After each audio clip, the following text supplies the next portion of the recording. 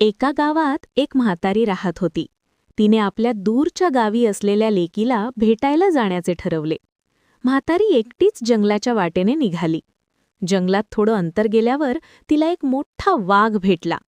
वाघाने तिला पाहिले आणि तो खाण्यासाठी पुढे सरसावला. "वाघ, मी तुला खाणार." म्हातारी घाबरली, पण तिने लगेच बुद्धी वापरली.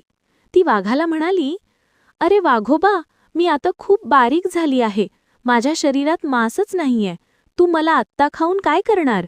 मी माझ्या लेकीच्या घरी जाऊन तुपादुधावर पोट भरेन.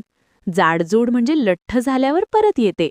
मग तू मला अगदी मनसोक्त खा." वाघाला तिची युक्ती पटली आणि त्याने तिला जाऊ दिले. पुढे गेल्यावर म्हातारीला लांडगा आणि अस्वल भेटले. त्यांच्यासोबतही म्हातारीने तीच युक्ती वापरली आणि लठ्ठ झाल्यावर खा असे वचन देऊन त्यांना चुकवले. म्हातारी लेकीच्या घरी पोहोचली. लेकीने तिची खूप चांगली बडदास्त ठेवली. म्हातारी काही दिवसांतच खूप जाडजूड झाली. आता तिला घरी परत जायचे होते, पण प्राण्यांच्या वचनाची तिला भीती वाटू लागली. तेव्हा लेकीने एक छान उपाय काढला. तिने एक मोठा पोकळ भोपळा आणला. तिने म्हातारीला त्या भोपळ्याच्या आत लपवले आणि भोपळा रस्त्यावर घरंगळत सोडून दिला.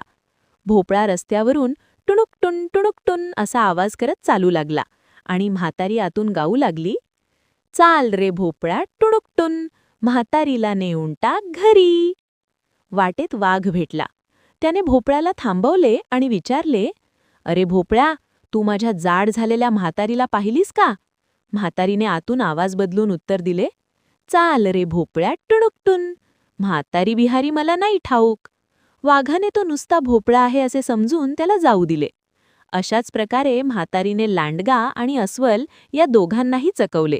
अखेरीस भोपळा टुणुक टुन करत म्हातारीच्या घरापर्यंत पोहोचला आणि म्हातारी सुखरूपपणे बाहेर पडली.